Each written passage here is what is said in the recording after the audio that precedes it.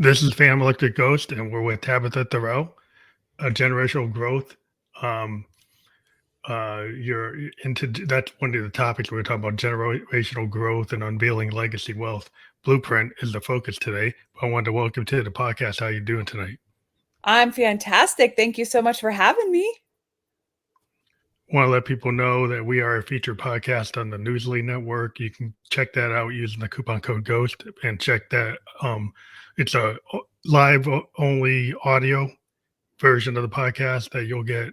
And that if you use the coupon code Ghost, you can check that out. We also have your URL, keeplegacywealth.com there, and that will be fully clickable on all the platforms we're on. We're on Facebook, YouTube, and Twitch right now. And one of the first things we ever ask a guest, the first two things we ask is what motivates you and why do you do what you do? Oh, that's such a loaded question. I've always had a deep desire to help people succeed, bring out the best potential out of people. I had a mom who had an autoimmune disease, so she suffered a lot growing up. And so I feel like that's a deep seed for me to help get people out of suffering.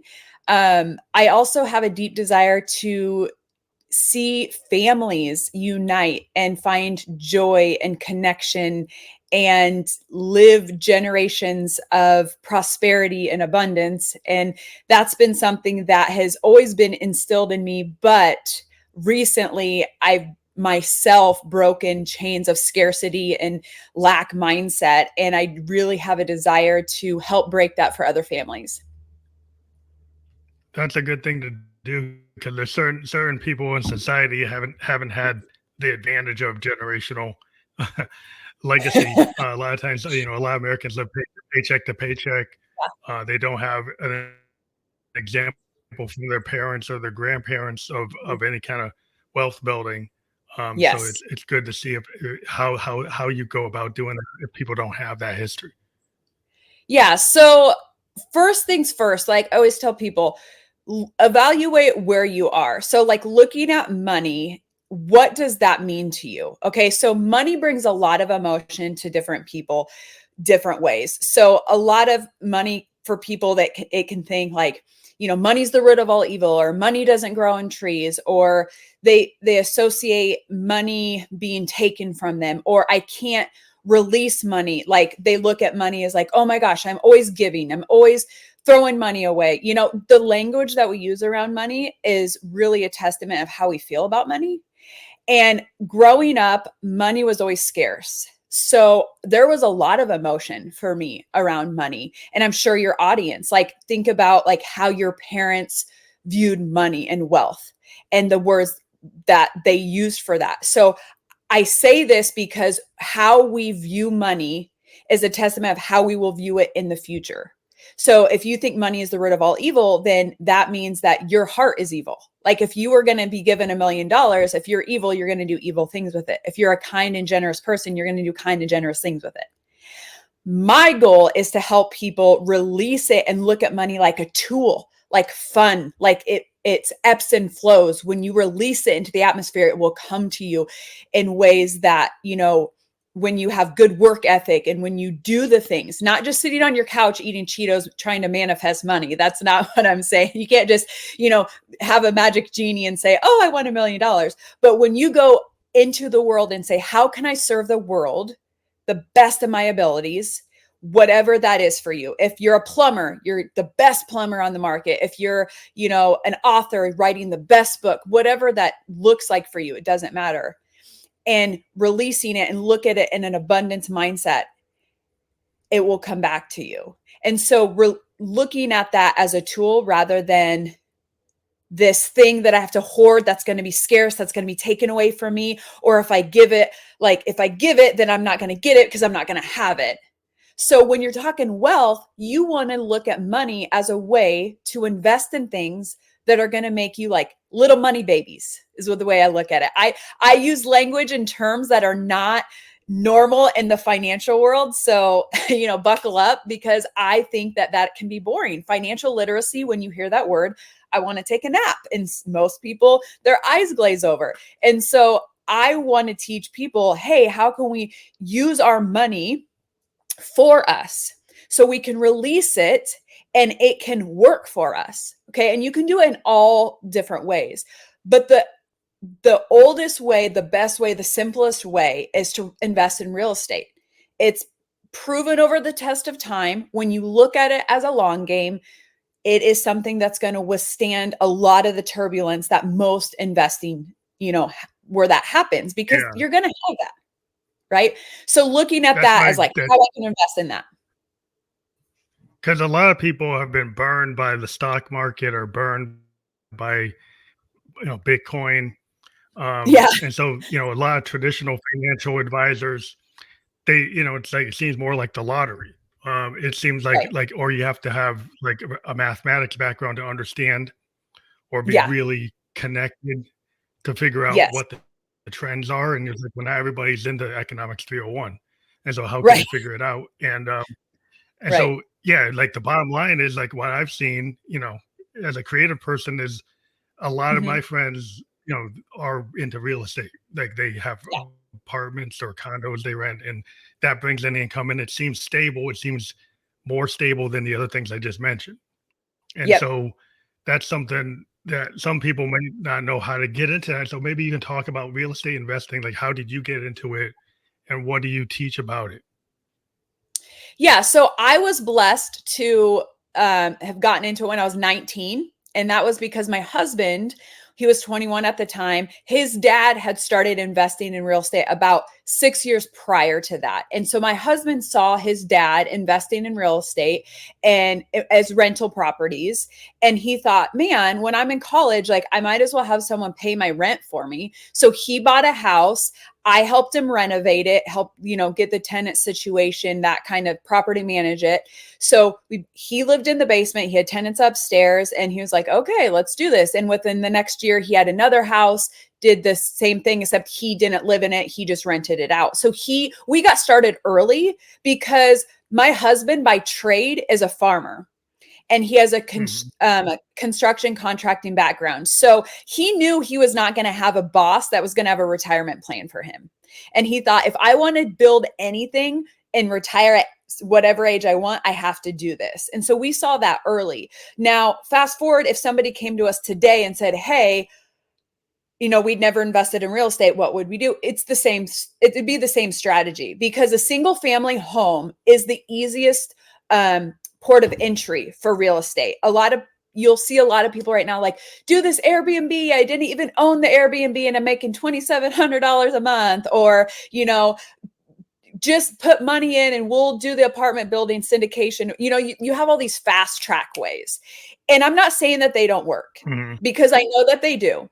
But I do know that if you're the first time income property owner, especially if you don't even own your own home yet, but even if you own your own home and you want to like have an income property, we really want something simple. And a single family property is simple because you can even do like a 2-bedroom, 3-bedroom, 4-bedroom. Well, you're dealing with, 2, 3, 4 people, rather than an Airbnb. You're dealing with could be up to 52 people or more. Right. Yeah. Yeah. It's very frequent. And then you have maybe their turnover and the risk in that turnover. And problems. Is that what the issue is? Like the risk in the turnover, because it's so much turnover. Right. Because like Airbnb, you just look at people, like all business is people. Right. So like if you're going to deal with people, real estate's no different.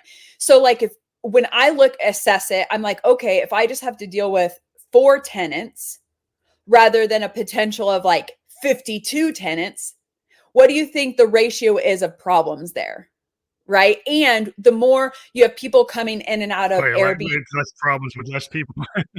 Exactly. And then when you have people coming in and out, damages, when people are on vacation and things like that, stuff isn't taken care of. A lot of maintenance. And you can build a team to where it can be really passive. But if you've never done it, why would you choose the hardest race? If you've never ran a race before, would you go sign up for a marathon? No, you'd probably Mhm. do like the couch to 5K or maybe even a 2 mile or a walk run situation, right? So this is kind of the walk run. Like you go into a single family home, you look at the area.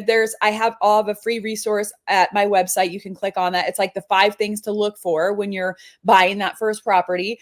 But you go into it with the mindset of, why am I buying this property? Because that is important. And sometimes as entrepreneurs and business owners, we're like, we just want to make money. We just want to make money. Well, it has to be deeper than that. It has to be you're Mhm. building something that's going to stand the test of time that you can pass on to your kids. Now, I'm not saying you're going to have that house forever. You might sell it and buy a bigger property or do something later on, but you're building something that's bigger than just that income right now. And so you have to look at the And when why. you were saying you had this, but a question I had, like you're talking about a single family home being converted into apartments or just allowing people to have like roommates. Is that what's the Just simplest roommates. thing to do? Yep. Just Yep. people Don't have worry it about, as yep, is, it's not converted.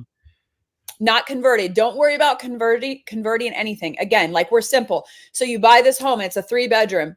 You have somebody, we recommend looking at the area and going where there's like a college close by or even like a hospital where, nurses and doctors are Mhm. coming in residency and they'll have roommates. Okay. Like everybody, like that has roommates. And so you're going to have that where you just a regular Mhm. house with 3 roommates, make it easy peasy. You don't have to worry about like zoning or, building out extra entrances or anything like Yeah, that. You just have that's another question. Like if you buy a home that's that. in Mhm. a homeowners association, would they not allow that subletting? Do you have to make sure you're in a place that allows like the subletting or rental? So, yep. So anything with like homeowner association, you just have to ask them. A lot of areas in those neighborhoods probably won't allow like tenant situation. I mean, again, you just have to know those kind of rules and you have to know the zoning, like how many relative people can live in a house, because that's something to look for. Mhm. Most places it's about 4, but again, that those are city codes that you just literally make a phone call and it's quick, easy, and you can do that. I would recommend not getting a house in a homeowners organization because you're going to have extra fees and that's going to cut into your cash flow. So again, Yeah, for there's your more first fees and time, more rules, and there's yeah, rules more that you rules. could Yep, break. more rules, You more know, fees, that's it. everything. Yeah. Again, we want path of least Yeah, resistance for your first one. Like later on, if you can get in a house that's like that and you could raise the rent would justify it, like you could, double the yeah, rent because the area is so the nice and you higher could end. get, yes, that's Maybe it's again, like college professors, like you said, that are gonna be, doctors. like, not cause trouble, and Yep. Traveling doctors, doctors people and who aren't nurses gonna and be stuff. like a risky tenant. You don't want, like, a Exactly. Yep. risky you wanna be risk averse with your tenant, a tenant Yep. that's not gonna not be able to pay the rent, Yep. Yeah. that's gonna And be again, that's another consistent, beast. and That's so, another like, in terms level. of, like, the process, yeah, Yeah. like, So I doing would a just say checkout, that. like or do you use your own checkout of people, or do you go with a service? Yes. So that's another thing. Like when you first Okay. get started, again, you have to look at the numbers. I always tell people it's all about the numbers. When my husband and I first started, we did everything. We property managed, we fixed everything, we were there, we did it. Because we wanted cash flow and we didn't have good mentors that taught us our time is valuable. We just were like, no, we have to save money. Mm, Now, if you can do it allow yourself. it, yeah, just do DIY. We are just the DIYers and we did that for years and years and years. But if you can hire a property management company from the beginning and still be cash flow positive, I highly recommend that because it's going to allow you the freedom to buy house number 2, 3, 4, 5. When you're tied up in that first house and you feel like you're constantly fixing stuff or tenants are calling you or you're new at it, so you're doing all the things, it's hard to look at that on a scale. But when you have a property manager come in Mhm. and they deal with filling the tenants, dealing with complaints, just checking in with you every once in a while, it really eases you up. First of all, to have time freedom with your family, to work on your business, to buy more properties, all of those things. And really, if you've ran the numbers correctly, you have room in your budget for it.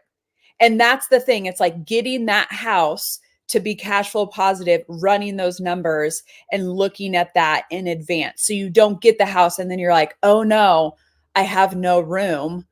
No, we want you to have room in the beginning so that you can have that time freedom. We don't want you to be a slave to the house. We want this to be, to give you time with your family, and also bring the family in, like have them help you look for the house, do open houses, bring your kids in, bring whoever, like make them a part of the journey, so that when you are taken away from the family for that property for whatever reason, they understand it and they don't look at it like, oh, that's a negative thing. They're like, no, this is a positive thing. Mom or dad are doing this for us to build our wealth. And that's the second part of our program that we talk about. So a question I had on like if you own the house, I assume that you would typically have your own homeowner's insurance, or Yep. did each renter have their own insurance for like an apartment? How does that work? So you hold homeowners insurance and you pay the taxes. Again, that's in the numbers. So you calculate that. But we recommend for tenants to have tenant insurance, because if there's a flood and it ruins all their stuff, they're liable, not us. But if they have Mhm. tenant insurance, that's covered in that. And that's something that a Okay. lot of tenants don't understand. They think, oh, if there's a flood, then you have to pay for this. And you don't. Oh Unless yeah, there's that's something in what I your was state that, I'm not aware of. specifically. Yeah, because I don't know all the state laws. So check it out. But from my understanding, it's pretty universal. Like you as a tenant need to cover, or like a fire or something like that. My insurance will cover the house and all those things, but the stuff inside, that's the tenants, they are liable for that. So that is important. But yes, I pay Mhm. insurance, I pay taxes on it, and that's what you figure out before you even charge for your rent, to figure out what that is, to know what your ROI is. I guess another question when you're buying properties, like you get an older house, is like you don't want a house that needs a roof in the next year, right? Because then you got to Right. get a brand new roof. You maybe don't want a Yep. house that needs a brand new furnace or a brand new central air conditioner. So how do you make those assessments that you don't get like a stinker? Like you get a house, you Yeah. get it, and then the roof goes bad, and then Yeah. the furnace goes bad, and the water heater goes bad. Then your cost of what you assess to be the rent might not Yep. match what your costs actually are to maintain the house. Yes. Yes. So when we're looking at a house, there's a couple different lenses, right? Like if you look at an old house and you think instantly like, I don't want to deal with that. And that's your mindset. You're like, nope, I don't even want to deal with that lemon. I'm not going to do it. That's okay. But just know that another house that's more in pristine condition, the price is going to go up. So when my husband and I are looking at a house, we look at something like we call lipstick on a pig. Like what can we just jazz up a little bit? But from the outside, it might scare people from buying because they don't want to necessarily do it. But we have the skill set and the knowledge to do that. And now we have connections and contractors that come in and do that. When you're first looking at a house, again, you have to look at the numbers. So we'll look at a house and honestly, we'll get it in contract before we have it inspected. Because if it's inspected and then something like that happens, like it needs a new roof, it needs a new water heater, anything like that, we can do one of two things. We can negotiate the price with the seller, and usually they're willing to do it because they have a buyer on the hook. Okay. Or I'm like, I'm out. Like, that's too much. You need a roof. You need this. Oh my gosh, we're looking at $40,000, $50,000. If they're not even willing to budge on price, like I'm out. Like, and you can get out of the contract and go to the next one. So there's always a next property. So when you look at that, stuff like Mhm. that is disclosed and you have an inspector. I mean, I always tell people pay the inspector, whatever that costs, even if it's $800, $1,000, whatever it is for your inspector in your area, because they Yeah, will be very able to expensive. tell you. Yeah, and they'll be able to tell you like this, the water heater, it looks good, but oh my gosh, look at this line, whatever. Now, I'm fortunate that Mm. my husband knows a lot about houses. So he can go through a house, but we still, even with his knowledge, And do will that get an for inspector. Because again, like you said, you. if you Mhm. need a new roof, that's 40K easy, depending on where you're at, what you're doing. It could Yeah. be more, it could be less, but you don't want to get that and then be like, oh my gosh. But here's the thing. I'm going to give some people hope on the other side, because this always scares people. And I'm about getting people to make that leap and not live in fear. If that happens to you, guess what? There is money out there for you to replace that, and you can fix it, and you can find the money and find the lenders to help you fix that, and not be like feeling like you have to steal from your kid's college fund or sell an organ or whatever.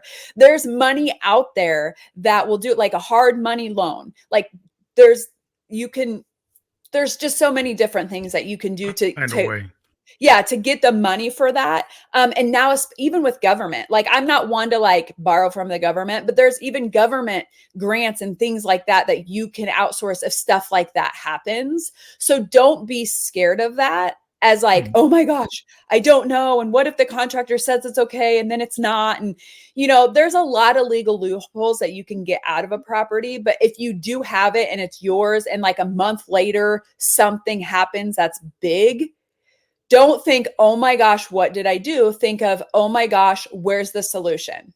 Like, where is the money that I need to get this? Because it's there. I promise you that. Like, it's there. It's just, again, from what I said earlier, we have so many money blocks, and we're so afraid of money being the thing that holds us back that we don't move forward. So there's definitely ways around that, but be smart. Like when you go to a house, like get it inspected, look at it. Look at all angles of it. Does it already have tenants in it? Is this a property that someone's trying to get rid of because, they're downsizing or whatever? Do they already have tenants in it? Because when you go to a bank and it's already an income producing property, that's going to make your stature with the bank look a lot more appealing. Better. I was wondering about that, because like if you haven't had any experience with tenants, and then like, well, how do I make sure I don't get lemon tenants?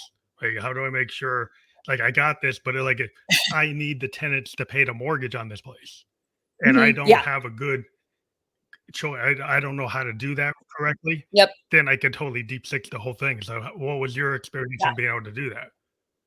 So I don't think anybody will go through what we went through through COVID, because as landlords during COVID was probably the hardest time that landlords have ever seen, because like pretty much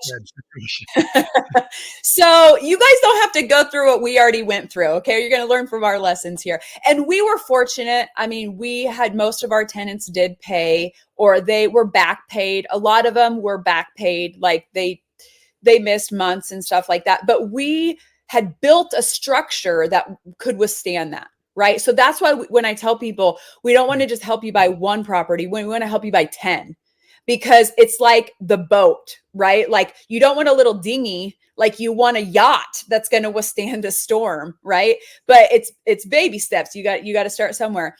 Yeah, so if you're out there, you don't have enough. It's like a weak structure. Yeah. Right? If you have there, you can barely afford the first property. You don't have enough people in it, then you're going to have, like, if anybody stops paying rent in that one property, you're like down. Right. And that's why, like, looking at it from the beginning, my husband, like, he bought 2 properties, I think within a year of each other, because it was like, okay, we can do this because you borrow Peter to pay Paul and, do different things like that. And once you buy one property and you work with the same bank, it's actually easier to buy a second property because you can leverage, which is awesome. So it's just getting that first property, because then you have money to work with to leverage to get more money, which is awesome. But that's later on if you want. But with the tenant question, if you have a property management company, they do it for you. And it's amazing. But if you start out and you're like, no, I want to do it all myself first before I hire someone, which I think is noble, like you could do that so the process. Honestly, if they have a job, you call their employer and say, how long have they been working here? Do you see them working here for the next 6 months? They'll tell you. I mean, I've never really asked income disclosures over the phone for jobs. They put it there. I usually know if it's a waitressing job or a management job, you gauge that. Legally, I've just never asked to disclose that information, but I'm sure I don't know if you could. It depends on where state you're at. But if they're a manager at, a car dealership, or a manager at like even a government job, and they've worked there for 2 years, there's a good chance that they're going to continue to work there. Right. And if they're in good standing with their job, that's all you can really go on. Now, if they're going to put in there, I mean, we've had tenants that are like, well, I'm in between jobs right now. I'm not going to rent to them. Like, they don't have income. And so looking at their income, and then past landlords, you call their landlord and say, would you rent to them again? Did they pay on time? Did they pay the full amount? How did they leave the place? Those are questions that by law you can ask, like, were they a good tenant? Would you rent to them again? And if they're like, no, they were horrible, they left big holes in the wall, or, whatever, they're probably going to do the same thing to mine. But if they left it in good condition, I'm going to trust that they're going to leave it in good condition again. So a little bit of it's trust, and just calling those references, calling those people and saying, hey, do they have employment? And then how were they a tenant in the last one? Sometimes we have people that were never a tenant. Like, they came out of the dorms from college. And so I look at their job and I say, okay, I look at their job, and then their parents, I'll contact their parents sometimes and say, if they're unable to pay, what's that look like? Like, you have to cover your bases a little bit and stuff. We do a lot with referrals now, and that works like a gem, because if I had a good tenant refer somebody else, 9 times out of 10, the person they refer is good too, because like-minded people. So that helps. But if you have a property management company, they do all this for you. So you don't even have to worry about it. Well, they do it. Well, they do. Like, the question I had is, like, typically, would you be able to get like a credit report? I know, like, if you go to an apartment building and it's like one of these managed apartment buildings, they ask the tenants for their credit reports. Yep. If you're somebody that's doing this on your own, can you get that, or you can't get that? You can, but I think it's a fee. And honestly, I don't really care what their credit report is. I mean, they could have horrible credit, but be coming out of that and have a good paying job now. And they could have been a stellar tenant. And, it's about where they are now, because they're not paying me through credit. Or to you. I don't take credit cards. I guess it's if they're just seeing if they're not paying things. Yeah, I just don't. No. I know that the big apartment buildings look at it to see, like, if they're a problem credit. Right. They're and it's behavior. They're probably not gonna, behavior. Yep, it's a behavior thing. They might miss paying rent. Yep. And also, a lot of ours are open houses, and I'm there. And so I see people. And so I've done this enough. I've dealt with hundreds and hundreds of tenants to where I'm looking at that. The first time home buyer, again, I would just say, look at your referrals, like the tenant, the landlords that they've had before, look at their employer, and you can even call like a character reference. But here's the thing about character references. They're always going to put someone that's going to tell them they're great. They're never going to put someone on there that says, oh, Johnny's horrible. I don't know why you put me on there. But so that's why the landlord, landlord, call the ex-landlord and the employer. And honestly, that's all you really need. Make it simple. That's under. So this whole process, it seems like a train. Like you got, once you get going with one property and you expand to 2, then it becomes like exponential. Yep. And then that seems like you're saying that if you could get a management company, the more properties you have, it seems like, unless that's going to be your full-time job and you want to be doing the maintenance, you want to be handling the complaints, you want to be doing all that stuff. Is that like, do some people want this to be their job, or they want it just to be a second source of income, or third, just a wealth builder without that involvement? Right. So there are people that want to do real estate as a business. They're like, I want to do this. And they still will hire out property managers because they want, if they're smart, and like I said, we did this wrong for a long time. If they're smart, they'll hire a property manager because they always want to find the next property and build that, their empire that way. Okay. We target people who are entrepreneurs, business owners that in the beginning anyway, they don't want another job. They love their job. They love whatever they're doing, but they know, like, okay, I'm earning income right now. income and wealth are two different machines. And so unless you have one machine kind of going on its own, you're always going to have to fuel that machine. So if you can automate it as much as you can with a property manager, with lawn care, with, everything, the bills being paid. And a lot of times your property manager will take care of all of those things, but making sure all of that is like a well-oiled machine. And then like even your CPA knowing you have these properties for wealth building, because part of wealth building is tax strategy. And that's why people do real estate. Tax do it. Yeah, because those are tax breaks, and that's smart. And so you want to make sure all of those pieces are, but our target audience are entrepreneurs and business owners with families. So they have family, they have their business, maybe they have a hobby. They don't want this to be like another thing, but they know if they don't, what's going to happen? Time. Yeah. Being a plumber. Right. You don't want to be the plumber and the electrician if you're not really the plumber or the electrician. No. Because your tenants aren't going to like you either. And you're not going to like you. But no, they probably don't want to do that. But the question I had about like once you get that process going and right, you have are there advantages to buying certain types of properties for tax benefits? Like if you go into like an area in the city, does the city have like programs where they'll give the people who go into that neighborhood to kind of rehabilitate it? Would they give you like a break? Or are there things like that you can look into where you like recommend that maybe you should do that because you're going to have a better tax outcome? Yes. So if you're looking for tax strategy and you're kind of looking at this a little more business, like, okay, I kind of want real estate a little bit, I can do a side hustle business, because again, then you're going into another business. And so just people realize that like that, this takes effort, right? Like this takes discipline. But there's areas, especially like inner city or like in our state, I live in Nebraska. So out west, there's not a lot of homes. It's a lot of pasture ground, farm ground. And so there's different tax breaks where if you build up businesses, like bricks and mortar businesses and houses, or like in inner cities, areas that are really run down, if you go in and you put a property that it will be a rental property that will help and you will renovate that home and make it look nicer. There are definitely incentives. I think there's even, I know there's money out there. Again, there's always money out there to help you renovate and get these going, but also the tax breaks. Yes. And like even in countries, because like Puerto Rico, a lot of Americans are moving there because there's no capital gains tax there.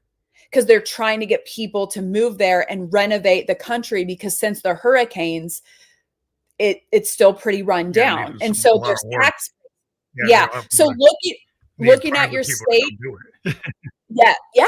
And want to do it. So looking at that as like, I know there's I know inner city one and like remote areas. I think maybe Wyoming has some of the remote areas, maybe Montana, different states in that area. And I know even businesses, like if you're a bricks and mortar and you want to expand your business, like look at those areas because there's tax breaks for those areas as well. So you can kind of double dip.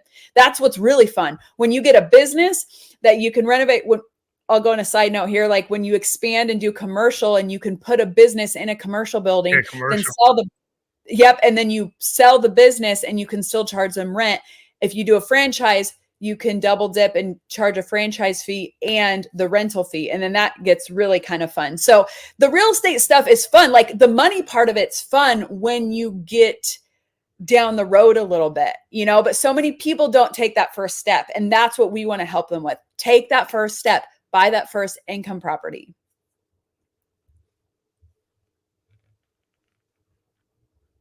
It sounds interesting because you just mentioned there, it seems like a third, fourth step is like if you started to build a little empire of a lot of houses and then you've got them all managed. And then you say, hey, why not do commercial? Why don't I go look at the downtown? I live in New Hampshire and there's a downtown and, can I get some of these downtown fronts and actually set them up and get businesses in there? Or even on in a lot of these in the old New England downtowns, there's a business on the first floor and there's apartments on the other floors. And a lot of Yeah. times those apartments aren't really being used, or nobody's Right. using that space at all. Yep. And that's what they're doing with like Airbnbs, is doing like a commercial place as a business, and then the apartments upstairs are Airbnbs because people want to be close to downtown when they're like traveling, they, you know, like the nightlife or whatever. So then they're using those for Airbnb. And again, those are great. That's not where we want people to start because it's a whole nother thing. Like my husband and I, we are getting into storage units. And again, storage units are great. It's another beast. It's a whole nother thing. And we're actually building them out. Like we bought land and we're building them out. So I'm never going to have someone who just first instinct like comes into that. Let's start here. And then you can Goes always right to that. build it. And then you go to that. Now, if you're business minded and you have a team and you're like, you want to jump in, by all means, like do that. But there's a lot of other hoops that you have to go through. Like with us, with the land, you have to make sure that the land is not by like too close to a railroad, or like the land isn't contaminated by stuff that's been there before. You know, all those things that we have to go through. Yeah. And delaying it, where a single family home, I could literally walk through in this hour and I could have been under contract by the end of this hour. Like that's how fast you can do it, especially once you've been going and you have relationships with banks. Like I went to our banker and I said, we want to double our properties in 3 years. And he said, go. Like we'll finance you. Like go find the properties, bring them to us. Like he knows that we will bring them income. So he's not scared to loan us out the money because we built that relationship. So it's about that trust. You build that relationship. And you're saying a lot of people are scared to make the first step. So how do you get people to get around the fear of that first step? Because they're like, they got this thing in their head saying, well, that's too risky. That's too much. They're thinking it's like the stock market. They're gonna like, oh, Yep. we're gonna like going to Vegas and I'm gonna hit the wrong Yeah. thing. I'm gonna lose it Yeah. all. So there's like, how do you get people to like not think that it's that? Well, that's why we created the group, the community that we're in, because it really is who you surround yourself with. Because if you go to your family reunion and everybody in your family legacy is broke or, you know, they've never invested in real estate, they live paycheck to paycheck, you know, life's, you know, life. And maybe they're great people. I'm not saying that they're not great people. They could be honest, great people. But if they are not skilled, when I say skilled with money, I mean, if they are not living a life that you desire on that aspect, don't expect them to tell you to do it because they're not going to know. I mean, even my husband, he's the youngest of 6. And I told you his father started doing real estate, but my husband is the only one of his siblings that see value in real estate. None of them. They want nothing to do with the houses. And that saddens me because I'm like, oh my gosh, this is where like the wealth is, right? But that happens so much because of what they're taught, who you surround yourself with. So it's who you surround yourself with that's going to say like, take the leap or not. Especially in our group, we're doing a soft launch. We just started it. So because of that, I get to consult people and like they can bring me their houses and I would look at it. I'd look at the numbers. I'd look at the area and be like, if this was me, would I buy it? You know, I can guide them a little bit, no guarantees, but giving them a little bit of push out of the nest. Like if they think it's good and they can cover it, sometimes people just need permission. They just need that reassurance. Like, even if you buy this house and the water heater goes out, what happens? Like, I do the worst case scenario for people because when you bring it to them, then they're like, oh, well, it's not that bad. Oh, I guess I could recoup that. Like, do you trust yourself to find a solution if there's a problem? And that's a big thing. When you said trust in other people, it's really trusting myself. Do I trust myself to follow through with vetting the tenants or vetting the property manager or what, you know, finding a solution if a big money problem comes in? Could I find the money? Could I go to a bank? Could I go to the government and get some sort of whatever, right? So sometimes we just need a push, but you have to surround yourself with the right people that are going to allow you permission and cushion to grow in that. What are like 3 things do you think that any entrepreneur going into this should kind of know as like basic basic like three, I do probably more than three things, but bring it down to like three elements. So the first one is why. Like, why would you want to invest in real estate? Like, I can tell you why, but you have to know why, because nothing is guaranteed. And no matter how all the numbers work out, there's always a little bit of a risk. But the why, if it's big enough, it doesn't matter. Do you think that we had money when we were 19 and 21? No. Like we just looked at the risk and was like, well, I guess we'll sell the house. I'm sure there's somebody else that'd buy it. I mean, like we just looked at it like that. So you have to have your why. We wanted to build wealth. We weren't from wealthy families. We wanted to be the wealthy family. So that was our why. Okay. And we went through a lot of hardships with that. So your why is number one. Number two is, again, know your numbers. Like go on Zillow, go realtor.com, go search the neighborhood, figure out what rent is going for in your area. There's so many resources online. It's so easy. In one night, you could figure out what rent is going for looking at properties. And if there's nothing, literally drive the neighborhood. And if you see a for rent sign, call it and ask the landlord, hey, are you ever interested in selling? I would love to buy your property. Like you got to be audacious a little bit. If you want to do this, if there's nothing in your market space, you kind of have to be a little resourceful, so it's like, so know your vision, know your numbers, be resourceful. Like those are three, like if you have those, you'll be golden. So what's your it's like, a lot of people start something and then they can't stick with it. So it's you got to have the passion, but you also got to be able to like show up and to be Right. able to like if you're the type of person you start and stop things and then it's like Yep. the next fad, like Yep. you recommend you need to have some discipline, right, for this. Right. And I would say that's why real estate's so good, because it's not a fad. Like with Bitcoin and stuff like that. I mean, and I don't know much about Bitcoin, but even like stock markets, there's a lot of different fads and trends and stuff. Like real estate's pretty test of time. And again, if your why is strong enough, you'll stick and stay. This is why we're the legacy wealth project, because families, your why is your family. That's going to keep you going. And knowing you're building wealth for your families to come. And when you tie that with the element of success principles for kids and family, so that not only are you building it now and going through that, but you're keeping it.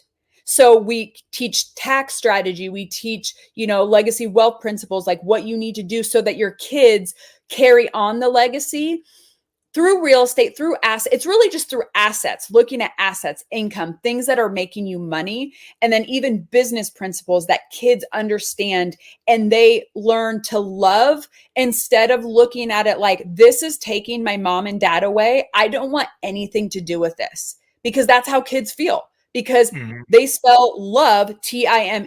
So when you can bring this in and teach them this, they're more likely to follow in your footsteps and be like, carry on that generation of, entrepreneurship, whether that's business, online, bricks and mortar, service provider, whatever, keeping that and then building the assets. So whether that's more houses, maybe that's storage units, maybe that's commercial buildings, maybe that's renting out RVs.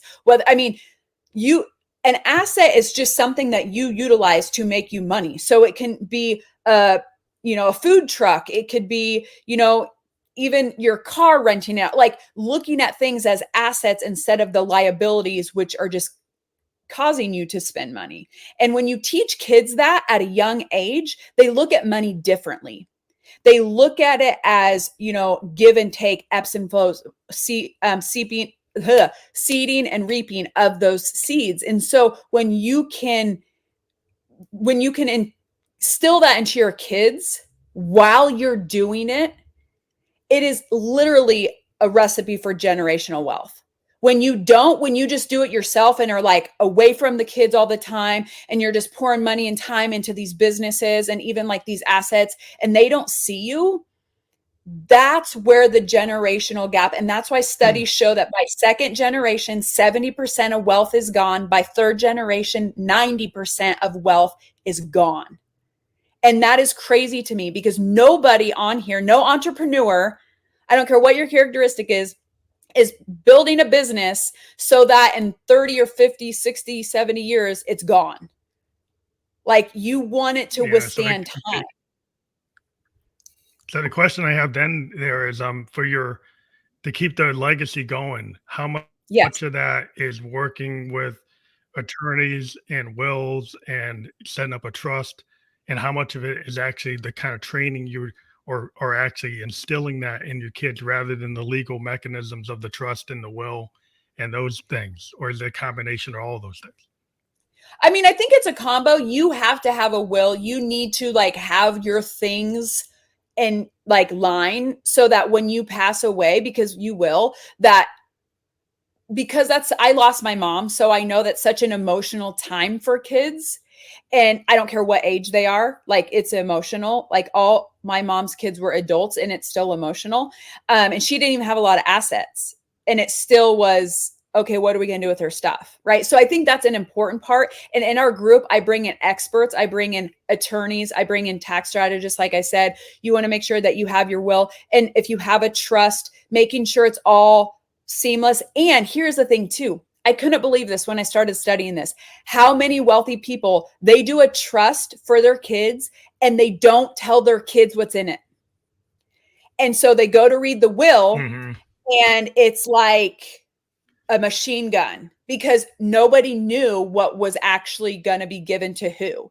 And so you have this emotionally charged moment, which is death. I don't care if you liked your parent or not, let alone if you didn't like them, like if you had ill feelings, and then this will is given. Talk about like a machine gun to the family unit. Like it destroys families. Yeah. And if you are someone who wants to destroy your family, there should be some communication. Exactly. And this is what we do. Like, this is what we do. Yes. It's like you have to communicate. And it's hard. And a lot of driven entrepreneurs have a hard conversation because they've driven such a divide with their kids because they've always done the work thing and they never knew how to communicate or merge the other. That's what this project is. I want to merge that so that the communication isn't hard. When you do a trust, you communicate to the family, this person's getting this person's getting this is how it's divided. There's no like surprises because the death itself is usually a surprise. Like that's enough surprise for the family. So when you go to a will and people already know, it's like, okay, because even honestly, even if you do an estate sale, this happened to my husband's family when his grandma passed, she had an estate sale and the family didn't get the items that they wanted. They had to buy them at the estate sale. And although it didn't cause a big rift, there are still a little hard feelings when you talk about like the dining room table or the lamp over here. Like it's still a little crazy. So that part of it's good. But what we really dive into is the communication, the characteristics that the wealth building principles, characteristics that kids want to have so they don't have that entitlement. You teach them work ethic. You don't teach them work harder because that's a stupid term. Like it really is. Work is work. You can't work harder. It's the outputs you get from it. But you can gauge work ethic. What's their work ethic? What's their smarter? You can work smarter. You can work smarter. But when people say I worked harder, I'm like, harder than who? Because then you're just gauging it. Usually they're referring to physical labor. But that's dumb because my dad was one of the hardest working men I ever knew and he could barely pay his bills. And that's not a dig on my dad. He did what he thought was right. He thought he was going to get ahead and he was just given the wrong information. And so many of us do. And kids are taught that. So we unteach that and we teach them the wealth principles, financial literacy in a way that is receptive to them, and humility, not entitlement. Like your parents are building this and you will most likely get it, but you're going to be humble about it. We teach them philanthropy, how to give back, how to tithe, what money means, how you can use it as a tool. Those are the things that will create wealth for legacies. Like, yes, the legal part, the will, that's all important. It's important. But the other things, if I could teach two, I would teach the other. I'd teach the characteristics over the legal part of it. But the question, I guess the point is like, if you get that trust, but you never had a real good understanding of how much work was done to build that legacy. You never had the conversation that they wanted you to have that legacy, and it's supposed to be like a generational thing for the whole family. Yeah. If you just have that in your mind, right, but you never communicate that to anybody, Yep. right? You think it's automatic that they're going to know that. Like if you don't Yep. communicate, like you're saying, and actually get buy-in from the Yep. inheritors, right? Like they have a Yep. stake in it. If they Yep. realize that they can continue this and it's going to keep on going, rather Yep. than just use it and go to Vegas, right? Yep. It's like Yeah. there's no consequence. Like if they don't understand their role, like it seems like there's a Yeah. role you need to kind of teach from what you're Yes. saying. Yes. And you tie that in with possible ill feelings to that parent because that parent may have not spent as much time with them. So then you have, I'm mad at my dad because he loved work more than me, which may not be true. But if the child feels that way, I don't care if the child's 2, 20, 40, 60, like if they feel that, then that money, not only do they have no responsibility for that money, but they almost want to spend it because they think that money is tied to the negative. They want to get rid of it. Subconsciously, they want to Mhm. get rid of it as Yeah. fast as they can because that money is what kept them from what they wanted, which is time. My grandma was wealthy because she had some investments and she was a two widower, loved the woman, but her husbands just kept having heart attacks. And but they set her up very well financially. And she always kept saying, I want to do a family trip with all, like, she had 3 kids with grandkids. We're like, yeah, like we love trips. This is awesome. Yeah. And my 2 uncles didn't like to travel. So because of that, we never did it. And I kept telling my grandma, like, and then she kind of say, oh, well, everything's so expensive and cruises are so expensive. And I finally said, Grandma, we'll pay for ourselves. Like, I just want to go on this trip with you because I want the experience with you. I don't want Experience. your money when you're dead. Like, I mean, that's awesome. You can leave that to us. And if that makes you feel good, but I would rather spend it and have an experience with Right you now. right now. Yeah, And most that's the would thing. because they want that. They want that connection with the person they love. And so when you can teach your kids and have that, then guess what? They respect the money and they think, oh my gosh, mom and dad worked for this and we helped them and they sacrificed for this. Like, we're going to treat it with respect. I'm not going to hoard it, but like, we're going to treat it like they did, like a tool. So maybe we'll Mhm. invest it in businesses or invest it in real estate or invest it in our family. So you can invest it different ways. You can invest it in your family, take trips, buy toys that Mhm. for the whole family. Like, we just bought a pontoon boat because our whole family gets to ride on it and we get to have these amazing summer experiences. Experience. Now, Yeah, have a story to tell. I'll probably yeah, and I'll probably rent it out to people so I can start using it as an asset, but that's just the business minded in me. But regardless, we invested in this for our family. So there are some liabilities that are worth it, but look at the full investment of it. If I went and bought a Ferrari, that's probably just stupid liability because my kids can't even ride in it, right? So It might just teaching be an family, investment. right, yes, right. So looking at things again, and that's what it's a mindset. It's surrounding yourself with the like-minded people that are going to help each other and build that and build the families that create that generational wealth. And again, it's not just about like making all this money and being greedy. No, it's literally teaching them philanthropy, having them have a cause that they can donate to. Why we create wealth is so that we can give it back. I honestly think it's selfish if you have the skill set and the mind and you live in the United States, but even other countries, and you can create more money and you don't because you think, well, I'm fine. I just want to live comfortably. I don't need all that money. Well, you know what? The person Mhm. in the third world country that doesn't even have drinking water, that doesn't have the resource, they need the money.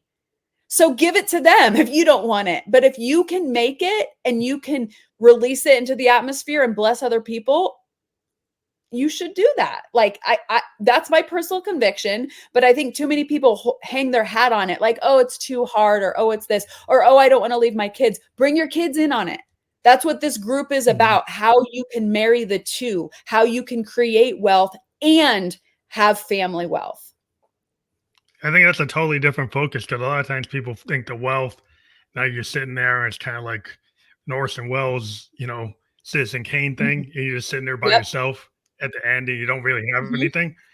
So it's like money is the root of all evil and it creates Yep. bad, right? So you get this ultimate bad without thinking about, the Bill Gates of the world who gives all this money away, right? Yeah. He does a lot of philanthropic organizations and pushes a lot of new ideas because Yeah. like once you have certain types of wealth, you can build structures and build teaching and learn a lot. Like I'm in the Yeah. IT world, and there's a lot of Oh, yeah. times there's a lot of reinvestment in Yep.